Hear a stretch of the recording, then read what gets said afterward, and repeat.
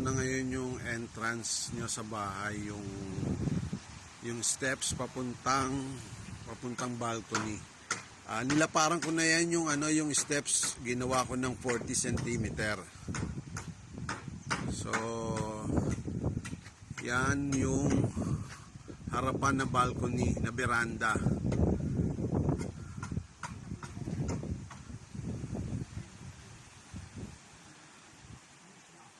Etong dalawang mahabang bintana, ito yung bintana ng storage. Tapos itong apat na pirasong bintana na to, ito naman yung bintana ng master's bedroom.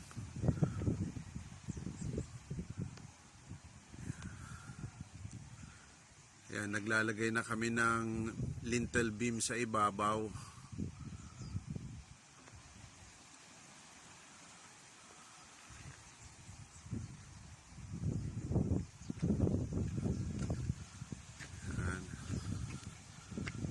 So ito na yung harapan na balcony.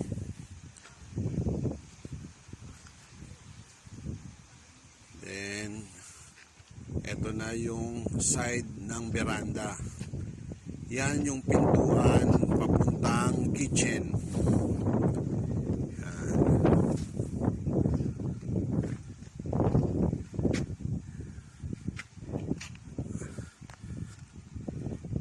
Ito na ngayon, Erwin, yung wall na inusod namin para sa sliding door, yung napag-usapan natin. So ito siya, yan. Ito ngayon ang pinto. Yan. Itong pass-through window na to, malito. Palalakihan natin to. Base doon sa pinadala mo sa aking picture.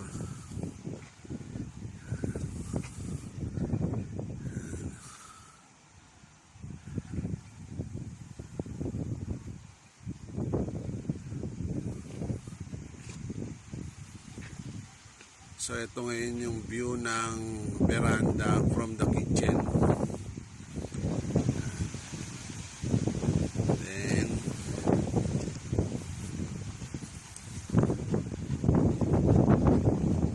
ito na ngayon ang magiging living room at saka dining room.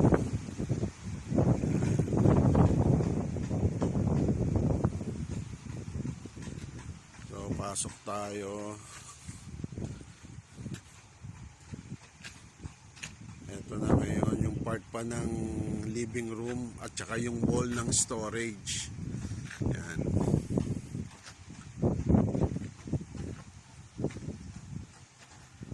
Ito ngayon yung common CR.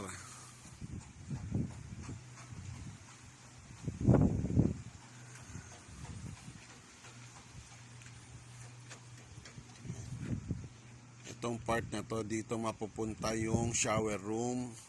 Then yung mga tubo na yon, doon yung bowl at saka yung lavatory. Then ito na ngayon yung entrance mo sa master's bedroom.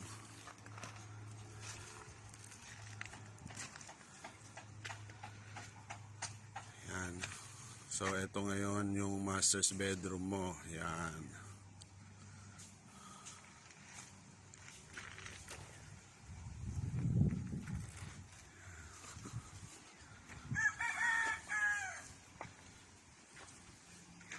Ito na ngayon, G, yung controversial mong CR.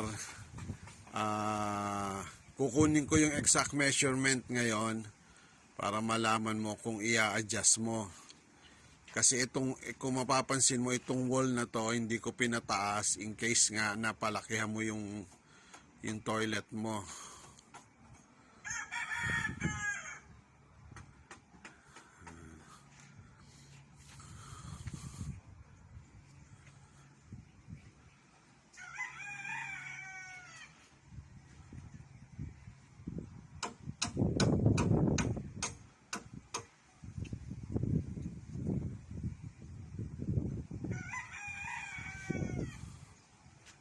So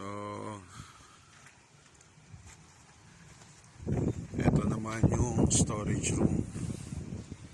Yan.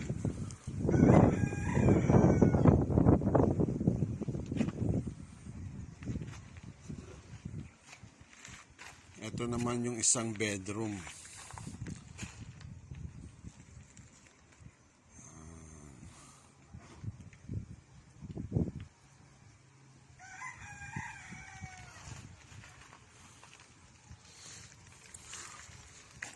Tapos ikot lang tayo sa likod para makita mo yung steps sa likod. Yan. Ito na ngayon yung likod. Napag-usapan namin ni Foreman yung isang step paglabas mo ng pinto, gawain ng landing muna. Tapos tsaka mag-umpisa yung steps.